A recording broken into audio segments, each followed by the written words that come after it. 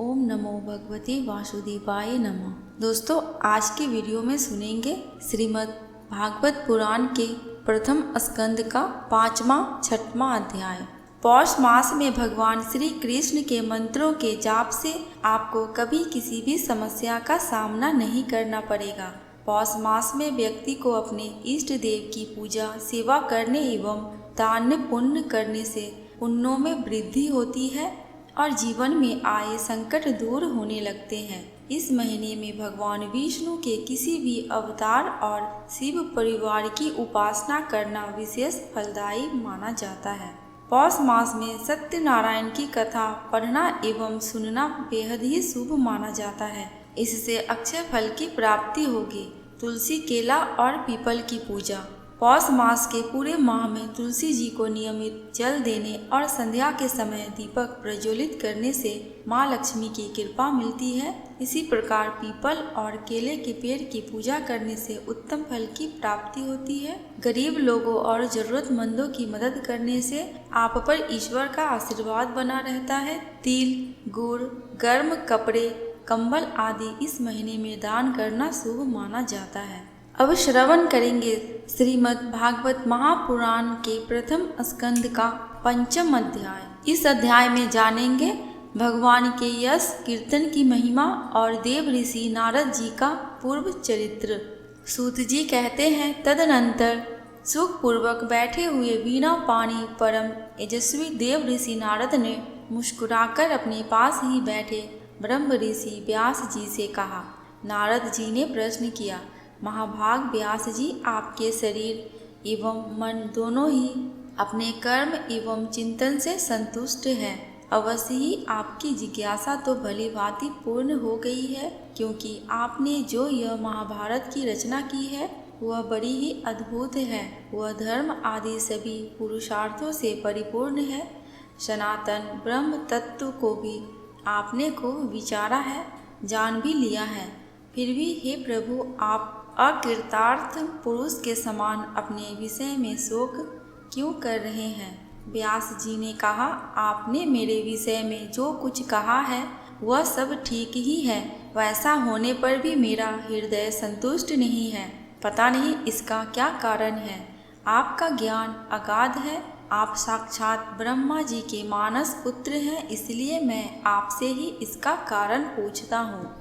नारद जी, आप समस्त गोपनीय रहस्यों को जानते हैं, क्योंकि आपने उन पुराण पुरुष की उपासना की है जो प्रकृति पुरुष दोनों के स्वामी हैं और असंग रहते हुए ही अपने संकल्प मात्र से गुणों एक द्वारा संसार की सृष्टि, स्थिति और प्रलय करते रहते हैं।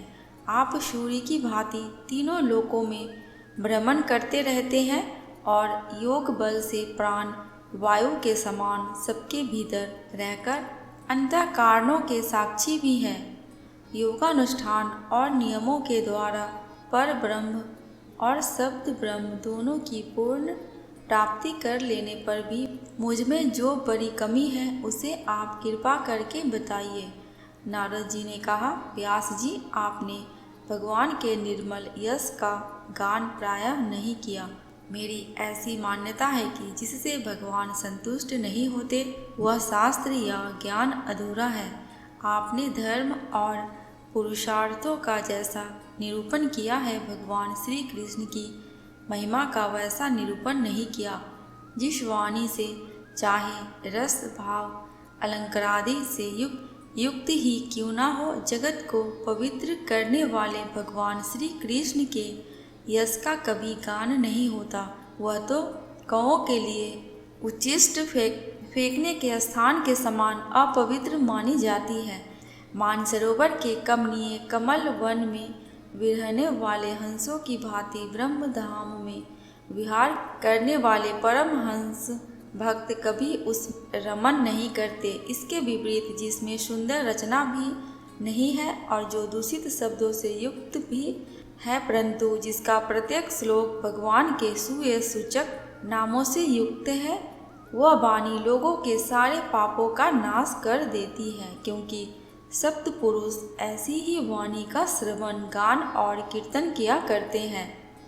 वह निर्मल भगवान की भक्ति से रहित हो तो उसकी उतनी शोभा नहीं होती। फिर जो साधन और सिद्धि दोनों ही दशाओं में सदा ही अमंगल रूप है, वह काम्य कर्म और जो भगवान को अर्पण नहीं किया गया है, ऐसा निष्काम कर्म भी कैसे सुशोभित हो सकता है। महाभाग व्यास जी, आपकी दृष्टि अमोघ है, आपकी कीर्ति पवित्र है, आप सत्यनारायण एवं दृढ़व्रत है। इसलिए अब आप संपूर्ण जीवों को बंधन से मुक्त करने के लिए समाधि के द्वारा अचिंतनीय शक्ति भगवान की लीलाओं का स्मरण कीजिए। जो मनुष्य भगवान की लीला के अतिरिक्त और कुछ कहने की इच्छा करता है, वह उस इच्छा से ही निर्मित अनेक नाम और रूपों के चक्कर में पड़ता है। उसकी बुद्धि भेदभाव से भर जाती है। जैसे हवा के झकोरे से डगमगाती हुई ढोंगी को कहीं भी ठहरने का ठौर नहीं मिलता, वैसे ही उसी चंचल बुद्धि कहीं भी स्थिर नहीं हो पाती। संसार लोग स्वभाव से ही विषय फंसे हुए हैं। धर्म के नाम पर आपने उन्हें पशु हिंसा युक्त सकाम कर्म करने की जो आज्ञा दी है, यह बहुत उल्टी बात है, क्योंकि मूर्ख लोग आपके वचनों से पूर्वोक्त निंदित कर्म को ही धर्म मानकर यही मुख्य धर्म है ऐसा निश्चय करके उसका निषेध करने वाले वचनों को ठीक नहीं मानते। भगवान अनंत है। कोई विचारवान ज्ञानी पुरुष ही संसार की ओर से निर्भीत होकर उनके स्वरूप भूत परमानंद का अनुभव कर सकता है। अतः जो लोग पारमार्थिक बुद्धि से रहित हैं और गुणों के द्वारा नचाए जा रहे हैं, उनके कल्याण के लिए ही आप भगवान की लीलाओं सर्वसाधारण के हित की दृष्टि से वर्णन कीजिए। जो मनुष्य अपने धर्म का परित्याग करके भगवान के चरण कमलों का भजन सेवन करता है, भजन परिपक्व हो जाने पर तो बात ही क्या है। यदि इससे पूर्व ही उसका भजन छूट जाए तो क्या कहीं भी उसका कोई अमंगल हो सकता है। परंतु जो भगवान का भजन नहीं करते और केवल स्वधर्म का पालन करते हैं, उन्हें कौन सा लाभ मिलता है। बुद्धिमान मनुष्य को चाहिए कि वह उसी वस्तु की प्राप्ति के लिए प्रयत्न करे जो तिनके से लेकर ब्रह्म पर्यंत समस्त ऊंची नीची योनियों में कर्मों के फलस्वरूप आने जाने पर भी स्वयं प्राप्त नहीं होती। संसार के विषय सुख तो जैसे बिना चेष्टा के दुख मिलते हैं, वैसे ही कर्म के फलस्वरूप में अचिंतनीय गति समय के फेर से सबको सर्वत्र स्वभाव से ही मिल जाते हैं। व्यास जी, जो भगवान श्री कृष्ण के चरणारविंद का सेवक है, वह भजन ना करने वाले कर्मों मनुष्य के समान देवात कभी बुरा भाव हो जाने पर भी जन्म मृत्यु में संसार में नहीं आता। वह भगवान के चरण कमलों के आलिंगन का स्मरण करके फिर उसे छोड़ना नहीं चाहता। उसे रस का चस्का जो लग चुका है, जिनसे जगत की उत्पत्ति स्थिति और प्रलय होते हैं, वे भगवान ही इस विश्व के रूप में भी हैं। ऐसा होने पर भी वे इससे विलक्षण हैं, इस बात को आप स्वयं जानते हैं, तथापि मैंने आपको संकेत मात्र कर दिया है। व्यास जी, आपकी दृष्टि अमोघ है। आप इस बात को जानिए कि आप पुरुषोत्तम भगवान के कलावतार हैं। आपने अजन्मा होकर भी जगत के कल्याण के लिए जन्म ग्रहण किया है, इसलिए आप विशेष रूप से भगवान की लीलाओं का कीर्तन कीजिए। विद्वानों ने इस बात का निरूपण किया है कि मनुष्य की तपस्या, वेदाध्ययन, यज्ञानुष्ठान, स्वाध्याय, ज्ञान और दान का एकमात्र प्रयोजन यही है कि पुण्य कृति श्री कृष्ण के गुणों और लीलाओं का वर्णन किया जाए। मुने, पिछले कल्प में अपने पूर्व जीवन में मैं वेदवादी ब्राह्मणों की एक दासी का लड़का था। वे योगी वर्षा ऋतु में एक स्थान पर चतुर्मास कर रहे थे। बचपन में ही मैं उनकी सेवा में नियुक्त कर दिया गया था। मैं यद्यपि बालक था, फिर भी किसी प्रकार की चंचलता नहीं करता था। जितेंद्रिय था, खेल कूद से दूर रहता था और आज्ञा अनुसार उनकी सेवा करता था। मैं बोलता भी बहुत कम था। मेरे इस शील स्वभाव को देखकर समदर्शी मुनियों ने मुझ सेवक पर अत्यंत अनुग्रह किया। उनकी अनुमति प्राप्त करके बर्तनों में लगा हुआ प्रसाद मैं एक बार खा लिया करता था। इससे मेरे सारे पाप धुल गए। इस प्रकार उनकी सेवा करते करते मेरा हृदय शुद्ध हो गया और वे लोग जैसा भजन पूजन करते थे उसी में मेरी भी रुचि हो गई। प्यारे व्यास जी, उस सत्संग में उन लीला गान परायण महात्माओं के अनुग्रह से मैं प्रतिदिन श्री कृष्ण की मनोहर कथाएं सुना करता था। श्रद्धापूर्वक एक एक पद श्रवण करते करते प्रिय कीर्ति भगवान में मेरी रुचि हो गई। महामुने, जब भगवान में मेरी रुचि हो गई तब उन मनोहर कीर्ति प्रभु में मेरी बुद्धि भी निश्चल हो गई। उस बुद्धि से मैं इस संपूर्ण सत्य और असत्य रूप जगत को अपने पर ब्रह्म स्वरूप आत्मा में माया से कल्पित देखने लगा। इस प्रकार शरद और वर्षा इन दो ऋतुओं में तीनों समय उन महात्मा मुनियों ने श्री हरि के निर्मल यश का संकीर्तन किया और मैं प्रेम से प्रत्येक बात सुनता रहा। अब चित्त के रजोगुण और तमोगुण के नाश करने वाली भक्ति का मेरे हृदय में प्रादुर्भाव हो गया। मैं उनका बड़ा ही अनुरागी था, विनयी था। उन लोगों की सेवा से मेरे पाप नष्ट हो चुके थे। मेरे हृदय में श्रद्धा थी, इंद्रियों में संयम था एवं शरीर, वाणी और मन में मैं उनका आज्ञाकारी था। उन दिन वत्स महात्माओं ने जाते समय कृपा करके मुझे उस गृहत्तम ज्ञान का उपदेश दिया जिनका उपदेश स्वयं भगवान ने अपने श्री मुख से किया है। उस उपदेश से ही जगत के निर्माता भगवान श्री कृष्ण की माया के प्रभाव को मैं जान सका, जिसके जान लेने पर उनके परम पद की प्राप्ति हो जाती है। सत्य संकल्प व्यास जी, पुरुषोत्तम भगवान श्री कृष्ण के प्रति समस्त कर्मों को समर्पित कर देना ही संसार के तीनों तापों की एकमात्र औषधि है। यह बात मैंने आपको बता दी। प्राणियों को जिस पदार्थ के सेवन से जो रोग हो जाता है, वही पदार्थ चिकित्सा विधि के अनुसार प्रयोग करने पर क्या उस रोग को दूर नहीं करता? इसी प्रकार यद्यपि सभी कर्म मनुष्यों को जन्म मृत्यु रूप संसार के चक्र में डालने वाले हैं, तथापि जब वे भगवान को समर्पित कर दिए जाते हैं तब उनका कर्मपना ही नष्ट हो जाता है। इस लोक में जो शास्त्र विहित कर्म भगवान की प्रसन्नता के लिए किए जाते हैं, उन्हीं से पराभक्ति युक्त ज्ञान की प्राप्ति होती है। उस भगवदर्थ कर्म के मार्ग में भगवान के आज्ञानुसार आचरण करते हुए लोग बार बार भगवान श्री कृष्ण के गुण और नामों का कीर्तन तथा स्मरण करते हैं। प्रभु, आप भगवान श्री वासुदेव को नमस्कार है। हम आपका ध्यान करते हैं। प्रद्युम्न, अनिरुद्ध और संकीर्तन को भी नमस्कार है। इस प्रकार जो पुरुष चतुर्व्यूह रूपी भगवान मूर्तियों के नाम द्वारा प्राकृत मूर्ति रहित अप्राकृतिक मंत्र मूर्ति भगवान यज्ञ पुरुष का पूजन करता है, उसी का ज्ञान पूर्ण एवं यथार्थ है। ब्राह्मण, जब मैंने भगवान की आज्ञा का इस प्रकार पालन किया तब इस बात को जानकर भगवान श्री कृष्ण ने मुझे आत्मज्ञान, ऐश्वर्य और अपनी भाव रूपा प्रेमा भक्ति का दान किया। व्यास जी, आपका ज्ञान पूर्ण है। आप भगवान की ही कीर्ति का, उनकी प्रेममय लीला का वर्णन कीजिए। उसी से बड़े बड़े ज्ञानियों की भी जिज्ञासा पूर्ण होती है। जो लोग दुखों के द्वारा बार बार रौंदे जा रहे हैं, उनके दुख की शांति इसी से हो सकती है और कोई उपाय नहीं है। अब सुनेंगे प्रथम स्कंद का 6ठ अध्याय। इस अध्याय में जानेंगे नारद जी के पूर्व चरित्र का शेष भाग। श्री सूत जी कहते हैं, शौनक जी, देव ऋषि नारद के जन्म और साधना की बात सुनकर सत्यवती नंदन भगवान श्री व्यास जी ने उनसे फिर यह प्रश्न किया।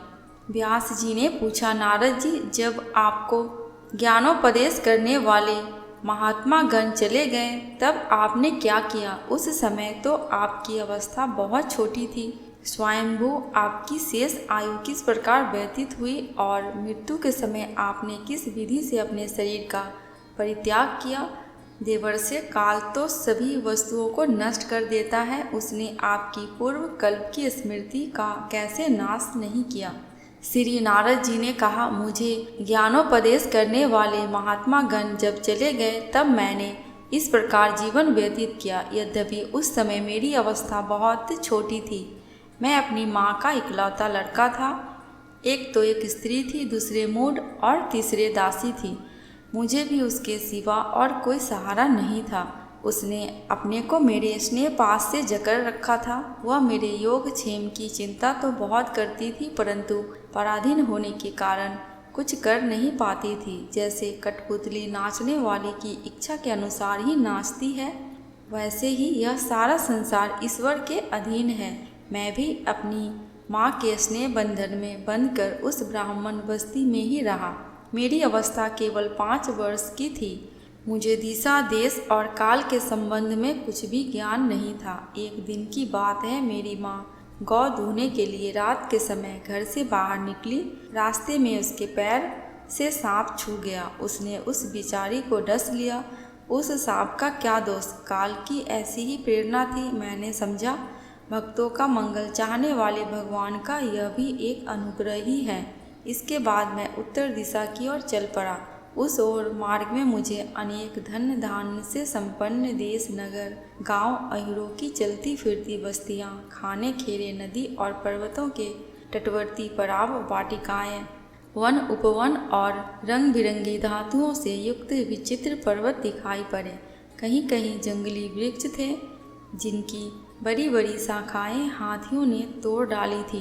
शीतल जल से भरे हुए जलाशय थे जिनमें देवताओं के काम में आने वाले कमल थे। उन पर पक्षी तरह तरह की बोली बोल रहे थे और भौरे मंडरा रहे थे। यह सब देखता हुआ मैं आगे बढ़ा। मैं अकेला ही था। इतना लंबा मार्ग तय करने पर मैंने एक घोर गहन जंगल देखा। उसमें नरकट, बांस, सेंठा, कूस, कीचड़ आदि खड़े थे। उसकी लंबाई चौड़ाई भी बहुत थी और वह सांप, उल्लू, सियार आदि भयंकर जीवों का घर हो रहा था। देखने में बड़ा भयावना लगता था। चलते चलते मेरा शरीर और इंद्रियां शिथिल हो गई। मुझे बड़े जोर की प्यास लगी। भूखा तो था ही। वहाँ एक नदी मिली। उसके कुंड में मैंने स्नान, जलपान और आचमन किया। इससे मेरी थकावट मिट गई। उस विजन वन में एक पीपल के नीचे आसन लगाकर मैं बैठ गया। उस महात्माओं से जैसा मैंने सुना था, हृदय में रहने वाले परमात्मा, उसी स्वरूप का मैं मन ही मन ध्यान करने लगा। भक्ति भाव से वशीकृत चित्त द्वारा भगवान के चरण कमलों का ध्यान करते ही भगवत प्राप्ति की उत्कट लालसा से मेरे नेत्रों में आंसू छलछला आए और हृदय में धीरे धीरे भगवान प्रकट हो गए। व्यास जी, उस समय प्रेम भाव के अत्यंत उद्रेक से मेरा रोम रोम पुलकित हो उठा। हृदय अत्यंत शांत और शीतल हो गया। उस आनंद की बाढ़ में मैं ऐसा डूब गया कि मुझे अपना और देह वस्तु का तनिक भी भान ना रहा। भगवान का वह अनिर्वचनीय रूप समस्त शोकों का नाश करने वाला और मन के लिए अत्यंत लुभावना था। सहसा उसे ना देख मैं बहुत ही विकल हो गया और अनमना सा होकर आसन से उठा खड़ा हुआ। मैंने उस स्वरूप का दर्शन फिर करना चाहा, परंतु मन को हृदय में समाहित करके बार बार दर्शन की चेष्टा करने पर भी मैं उसे नहीं देख सका। मैं अतृप्त के समान आतुर हो गया। इस प्रकार निर्जन वन में मुझे प्रयत्न करते देख स्वयं भगवान ने, जो वाणी के विषय नहीं है, बड़ी गंभीर और मधुर वाणी से मेरे शोक को शांत करते हुए कहा, खेद है कि इस जन्म में तुम मेरा दर्शन नहीं कर सकोगे। जिनकी वासनाएं पूर्णतः शांत नहीं हो गई, उन अधकचरे योगियों को मेरा दर्शन अत्यंत ही दुर्लभ है। निष्पाप बालक, तुम्हारे हृदय में मुझे प्राप्त करने की लालसा जागृत करने के लिए ही मैंने एक बार तुम्हें अपने रूप की झलक दिखाई है। मुझे प्राप्त करने की आकांक्षा से युक्त साधक धीरे धीरे हृदय की संपूर्ण वासनाओं का भली भांति त्याग कर देता है। अल्पकालीन संत सेवा से ही तुम्हारी चित्तवृत्ति मुझ में स्थिर हो गई। अब तुम इस प्राकृत मलिन शरीर को छोड़कर मेरे पार्षद हो जाओगे। मुझे प्राप्त करने का तुम्हारा यह दृढ़ निश्चय कभी किसी प्रकार नहीं टूटेगा।